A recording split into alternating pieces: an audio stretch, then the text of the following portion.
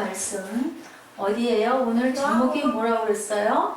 자, 다시는 죄를 범하지 말라. sin again. 네. 요복음 8장 1절부터 11절까지의 말씀. 네.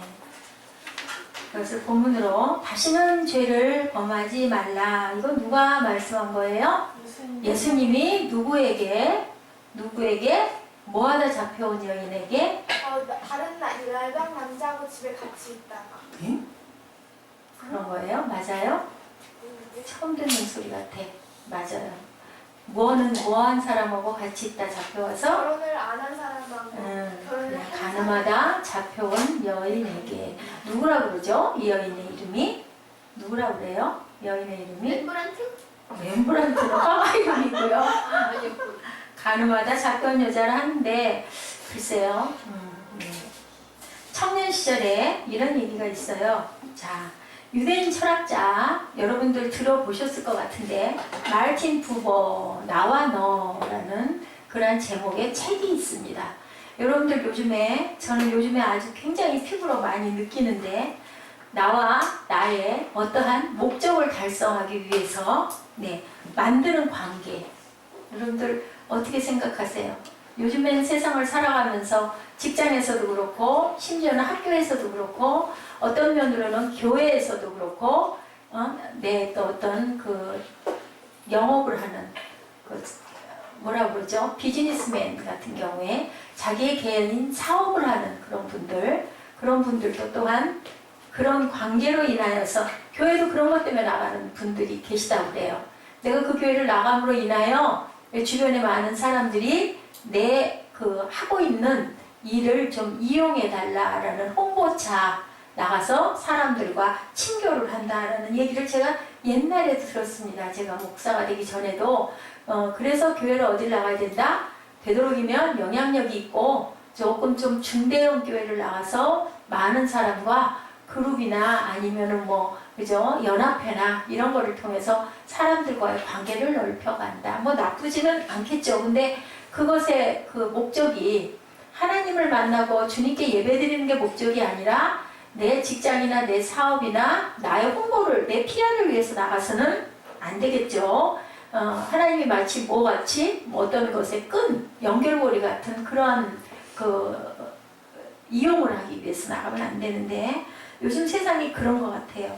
심지어는 결혼도 그런 것 같아요. 그래서 어느 날인가부터 결혼하면 정략 결혼이라는 그런 아주 좀 의미가 굉장히 뭐랄까요, 좀 아주 가까이 다가가기가 조금 좀 꺼림칙한 정략하면 무슨 어떤 음모가 있는 것 같은. 근데 얘기를 듣고 보면 꼭이 그렇게 대단히 심각하지도 않더라고요. 가문과 가문이 어떤 필요에 의해서 그 가문의 자녀들끼리 또 둘이 싫지 않으면 만나게 해서 결혼을 시키는 그런 경우.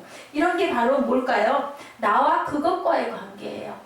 나와 그 사람과의 관계가 아니라 나와 그것과의 관계. 여러분 예배에 집중해 주시기 바랍니다. 다른 거 보고 계시면 안 돼요. 하나님이 뭐를 보셔요? 지금 내려다보고 계세요.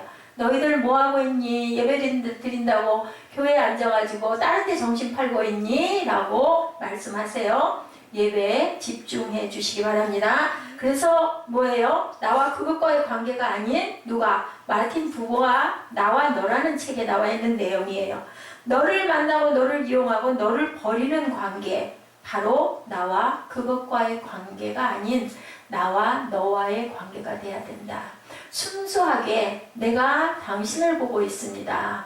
결혼을 해도 나는 사람인 당신을 바라보고 결혼을 우리가 성격이 맞나? 생각하고 있는 것들이 맞나? 이상형인가? 이런 것들은 살펴봐야 되겠지만 내가 저 사람이 가지고 있는 어떤 배경이나 내가 그 사람이 갖고 있는 어떤 학식이나 내가 그 사람이 갖고 있는 재물이나 자리나 이런 것 때문에 여인에게 다가가고 아니면 배우자가 될 남성에게 다가가가지고는 나중에 행복한 결혼 생활을 할 수가 없어요. 왜냐하면 그게 깨지고 나면 결국은 없잖아요. 다행스럽게 그것도 좋고 사람도 좋고 하면은 좋을 수가 있겠지만 어떤 그 만난 시발처럼은 그렇다 하더라도 서로가 신뢰를 쌓아가고 서로가 섬기고 헌신해서 사랑하는 관계가 된다라면 좋겠지만 그게 아니라 그것 때문에 결혼을 하면 그것 때문에 누구를 사귀면 그것 때문에 교회를 나가고 그것 때문에 어느 단체에 나가면 그것에 대한 목표가 없어지면 더 이상 나갈 필요가 없는 거죠. 나는 너 때문에 존재할 수 있고 나는 너 없이는 존재할 수 없다 라는 생각을 가지고 세상을 살아가야 되지 않겠나. 저는 아주 100% 동의합니다. 세상 살아가기가 그러면 좀 빡빡하다고 그러죠. 그렇게 살아가지고는 성공하지 못한다고 합니다. 그렇게 살아가지고는 목회도 성장할 수가 없다라고도 얘기를 합니다. 그래서 요즘에는 목회를 절대로 혼자 할 수 없는 거고 많은 동역하는 그 교회들이 있어서 함께들 그 참 좋은 현상인 것 같기는 해요. 내가 갖고 있지 못한 특징들을 다른 어떤 그 동역할 수 있는 목사님들하고 협력해서 뭐 협동 목회 그렇게 얘기를 하죠. 그렇게 할 수 있으면 좋기는 하지만 어찌됐든 간에 어떤 목적을 위해서 사람에게 다가가고 목적을 위해서 어느 단체에 들어가고 그거는 조금 좀 저는 그렇습니다. 이렇게 말틴 부보의 자서전을 쓴 작가 머리스 프리스턴이라는 사람이 부보를 맨날 전화만 하다가 자서전을 쓰니까 책을 어떤 방향으로 어떻게 쓸까요? 뭐 원고가 왔다 갔다 하고 뭐 팩스가 왔다 갔다 하고 했겠죠. 우편이 왔다 갔다 하고 조금 지나간 얘기니까 글쎄요. 지금 그때도 팩스가 있었을지는 잘 모르겠지만 어쨌든 간에 그 시절에 만났대요. 어느 날인가 만났는데 이분이 제일 먼저 얼굴을 보자마자 그분에게 자기의 자서전을 써주는 머리스 프리드먼이라는 이 사람에게 부부가 먼저 그렇게 얘기를 했다고 합니다. 당신이 내게 대한 책을 쓰는 사람이기에 당신을 이렇게 대한다고 오해하지는 말아 주십시오.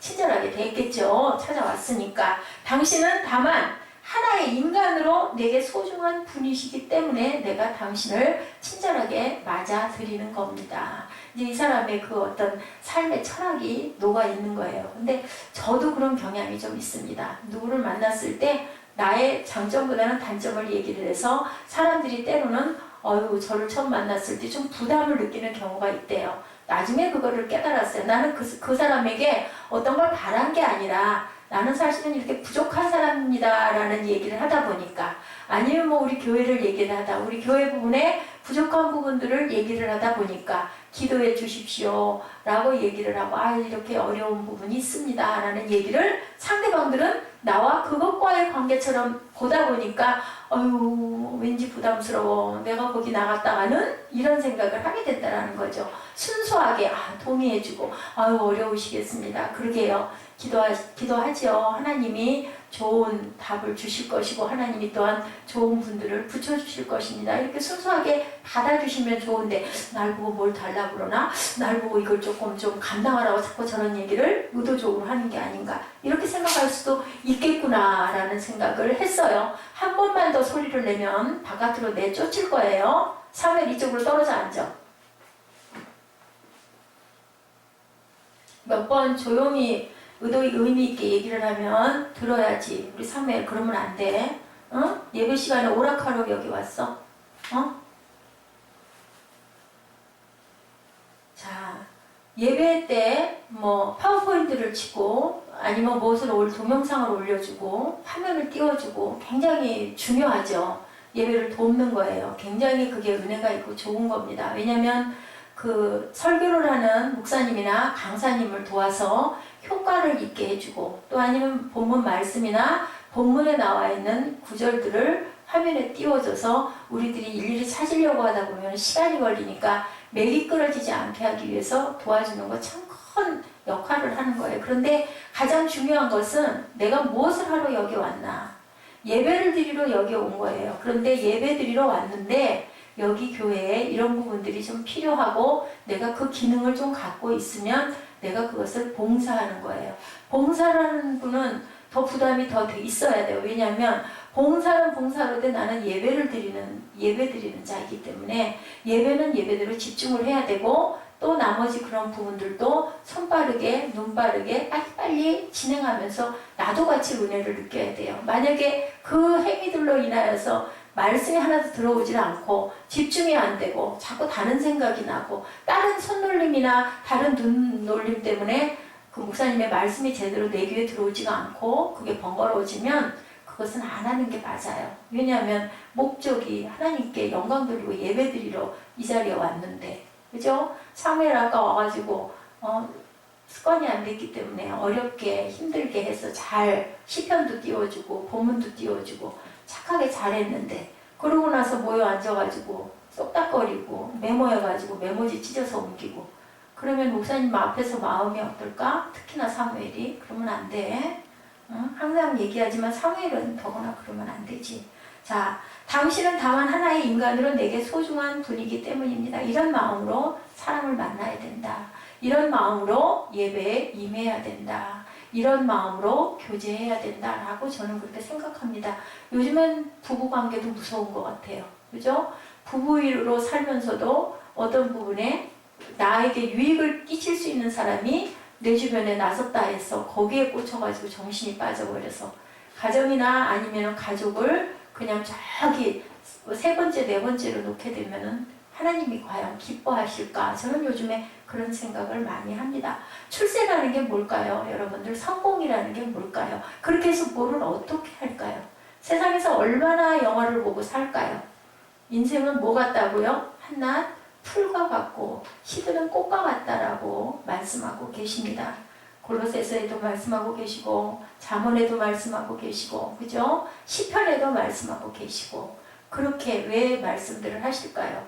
아무리 영화로워도, 아무리 출세를 해도, 아무리 성공을 해도, 아무리 돈을 많이 벌어도 그것이 영원한 것은 없다라는 거. 세월호가 어떻게 됐다고요? 세월호가 그 세월호의 주인이 누구였다고요? 예, 구원파 교주였다고 이게 밝혀져서 요즘에 또 그것 때문에 굉장히 그 극동방송에도 오랫동안 대답을 하고 나오는 걸 저도 귓결에 들었습니다.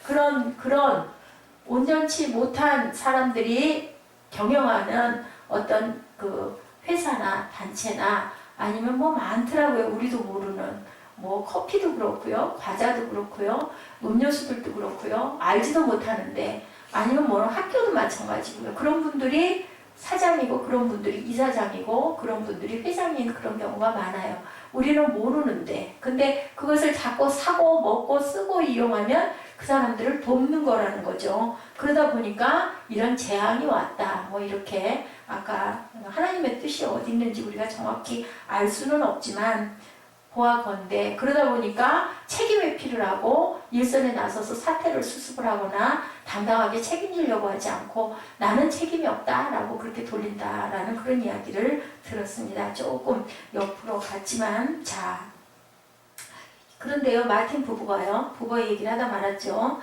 책을 굉장히 좋아하는 책벌레였다 그래요. 근데 이런 얘기를 했다고 합니다. 나는 책이 없이는 죽을 것 같기 때문에 방에 책하고 나만 있으면 나는 세상에서 그렇게 행복할 수가 없다. 제가 요즘에 지금 한 연일, 며칠 동안 교회에서 새벽에 5시 조금 넘어서 와가지고 나중에 집에를 6시 반에 돌아가면서 정말 화장실도 못 갈 만큼 급하게, 왜냐면 아이들을 돌봐야 되니까 뛰어가요. 근데 새벽 6시, 그냥 쉽게 6시부터 저녁 6시까지면 12시간이잖아요.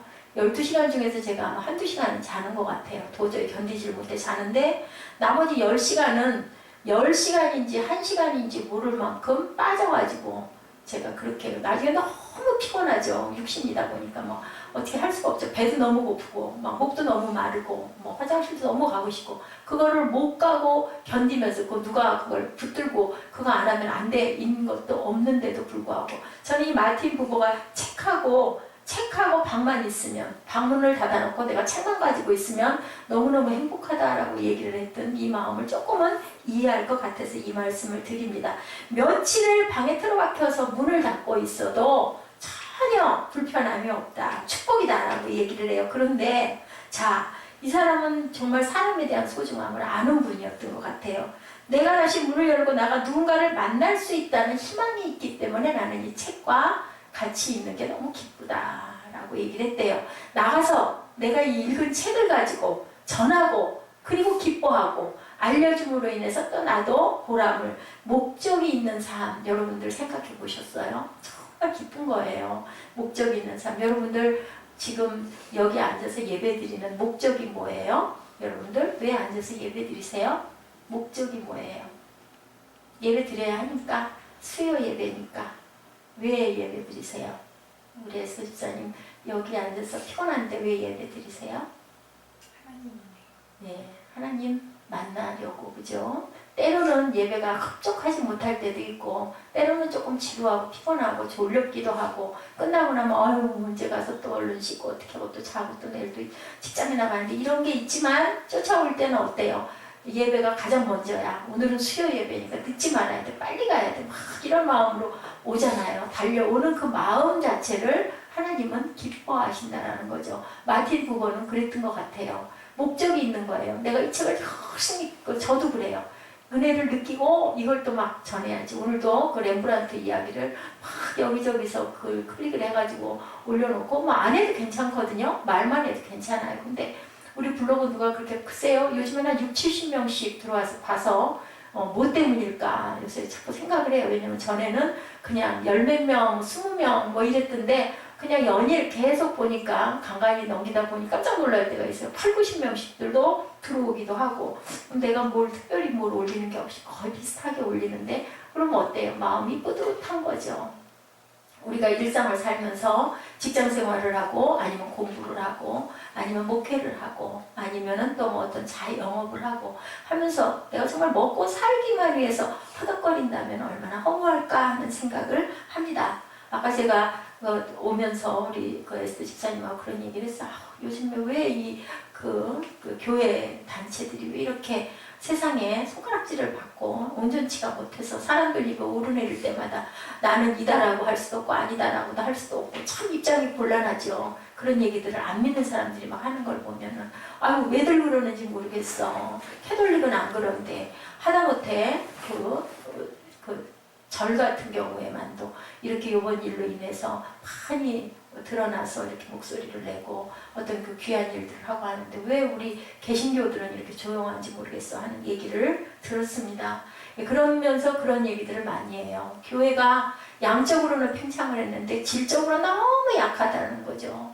하나님이 사랑하시는, 하나님이 기뻐하시는 삶을 어떻게 살아야 되는 건지를 모르고, 교회의 어떤 활동, 교회 안에서 같이 섞여서 뭔가 하는 부분에만 막 열정을 부리다 보니까 사람이 선한 사마리아인처럼 그런 일을 감당하는 사람은 거의 없고, 내가 그 안에서 어떻게 되면 살아남을까? 내가 전도사로 가가지고 어떻게 하면 내가 연수를 채워가지고 나올 때 1억을 받고 2억을 받아가지고 나도 교회를 떳떳하게 멋지게 해가지고 내가 이렇게 목회를 해서 좋은 차 굴리고 잘 살아갈 수 있을까? 이거는 하나의 사업이 돼버리고 하나의 어떤 직업이 돼버리는, 소명이나 하나님과 나와의 관계, 그리고 정말 영혼을 사랑하는 그 마음이 너무 부족해져서인 것은 아닐까. 그래서 저는 그런 얘기를 했습니다.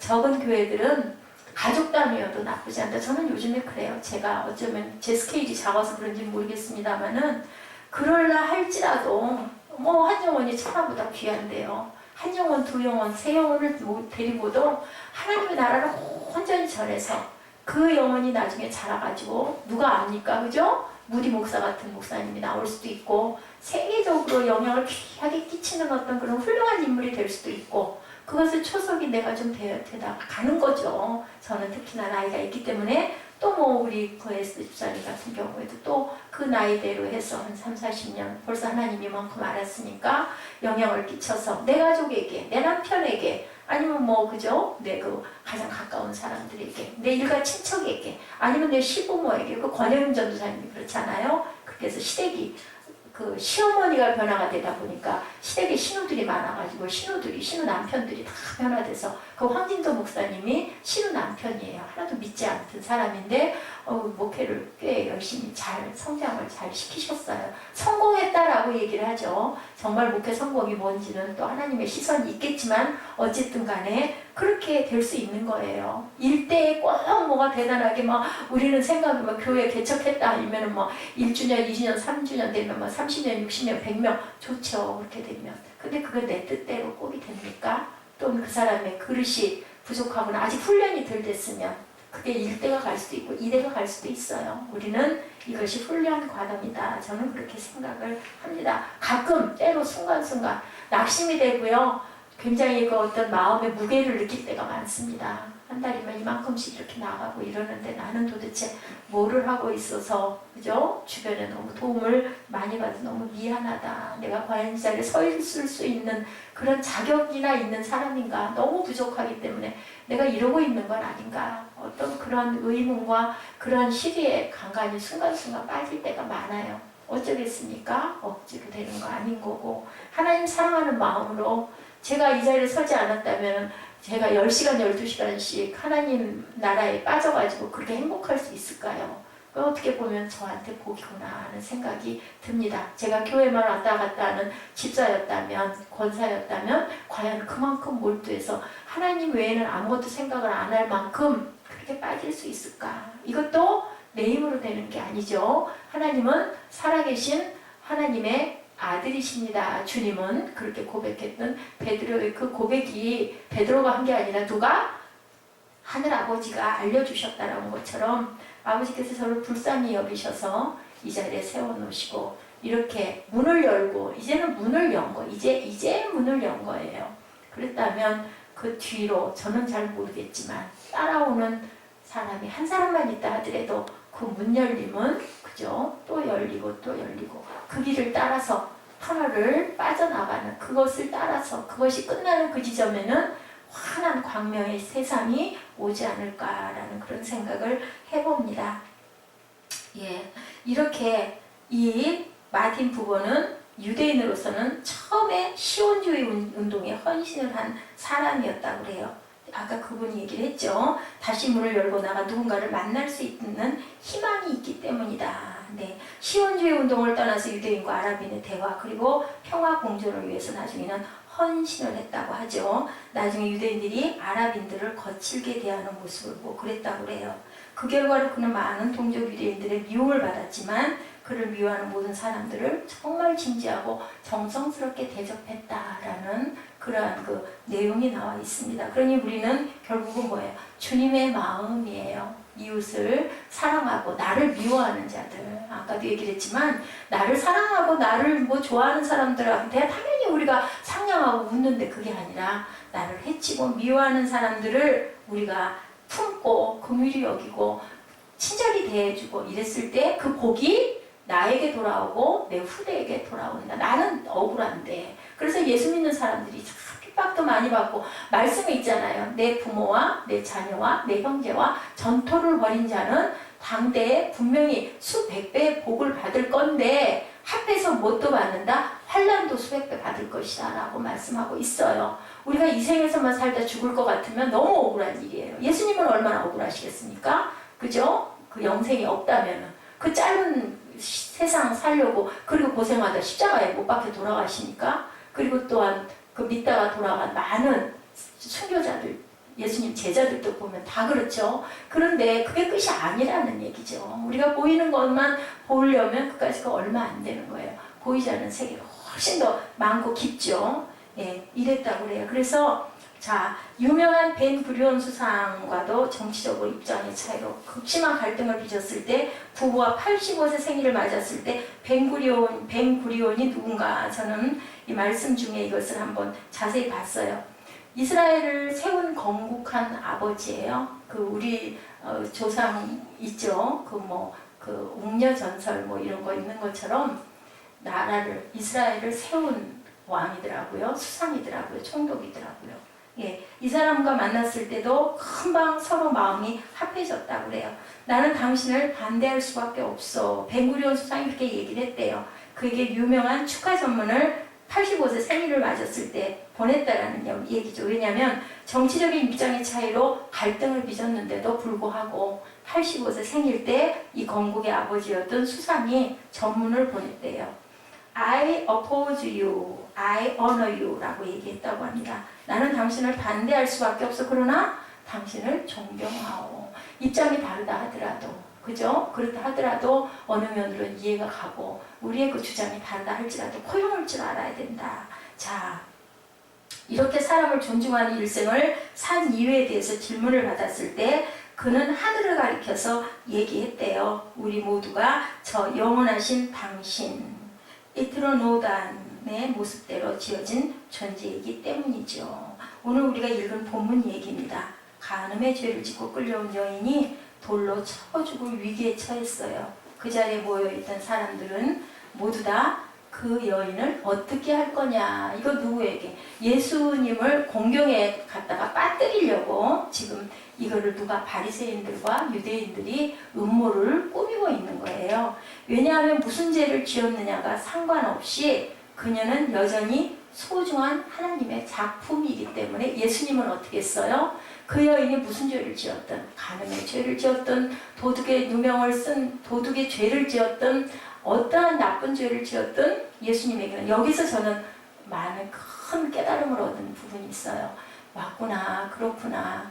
우리가 볼 때는 우리가 현실에서 볼 때는 참 저 사람 못됐어. 너무 악해. 너무 못됐어. 그렇게 우리는 막 정죄하잖아요. 당연하잖아요. 그런데 하나님이 보실 때는 그 사람 죄진 거랑 상관없이 그 영혼이 너무 불쌍하다는 거죠. 우리 부모의 마음인 거예요. 자식이 셋, 넷 있어요. 착한 자식도 있고 못된 자식도 있고 불효한 자식도 있고 그죠? 다윗이 압살롬의 아들이 반역하고 막 죽이러 쫓아다녔을 때도 그 아들이 돌아갔을 때 죽었을 때 얼마나 애통해하고 내가 네 대신 죽었으면 좋았겠다. 저는 못 그럴 것 같아요. 그렇게 울었다고 그러죠. 아버지의 마음이 바로 그 마음인 거구나. 그러면 이 간음한 여인을 돌로 때리는 게 아니라 너무 불쌍하게 본 거예요. 왜냐하면 간음한 여인이 있다가 제가 그 올려놓은 블로그를 보시면 알겠지만요. 막 꿇어 엎드려 있는 모습으로 보이더라고요. 그런데 그건 뭐냐? 그렇게 꿇어 엎드려 있는 모습은 속시하는 모습이에요. 회개하는 모습이에요. 내가 잘못했습니다. 어떠한 처벌도 달게 받겠습니다. 라는 그런 모습을 하고 있고요. 2층 구조로 되어 있어요. 한편에 있는 젊은이들은 같이 엎드려서 회개 기도를 하는 어떤 무리들이 있고 뒤쪽에는 그것을 판단하는 그 바리새인들과 그러한 직책에 있는 사람들이 다 손가락질을 하면서 판단을 하고 있고 그 여인의 앞에는 예수님이 저렇게 계신 그러한 모습을 그림으로 렘브란트가 그려놓은 아주 유명한 그 명화입니다. 그래서 제가 생각을 한 게 아까 얘기한 것처럼 죄인들에게 나에게 잘못하는 사람들을 우리가 용서하고 품어줬을 때 하늘에 계신 너의 아버지도 네 죄를 사하시고 용서해 준다. 정죄하고 비판하고 욕하고 원망하고 분노하면 하늘에 계신 너의 아버지도 너를 똑같이 정죄하고 비판하고 원망한다. 죄인들은 악인들은 왜 더 잘 돼? 도대체 왜 그 사람들을 죽지도 않는 거야? 하고 욕하기도 하잖아요. 그 몫은 아버지가 하시는 몫이다. 그 말씀 있죠. 그게 너와 무슨 상관이 있느냐. 요한은 어떻게 됩니까? 베드로가 물어보니까 너는 나만 따라오면 돼. 걔가 어떻게 하든 그거는 하나님과 그 사람과의 몫이다 라고 얘기를 하는 거예요. 자, 뭐라고 해요? 이 사람을 어떻게 하면 좋습니까? 여인을 끌어다가 얘기하죠. 그랬을 때 인간 모두가 죄인임을 지적을 하고 있죠. 성경은 결코 죄를 미워하거나 부인하지는 않아요. 미워하는 게 아니라 부인하는 게 아니라 여인의 죄가 돌을 맞아 마땅하다는 사실을 부인하는 게 아니라는 거죠. 너희 중에 죄 없는 자가 먼저 돌로 치라고 말씀을 하셨어요. 그죠? 땅에다 뭐라고 글자를 쓰시면서. 그랬더니 5절에 글자를 쓰니까 그 다음에 뭐라고 그래요? 5절 그 이하에 9절에 뭐라고 하고 있어요? 누가 한번 읽어볼래요? 9절.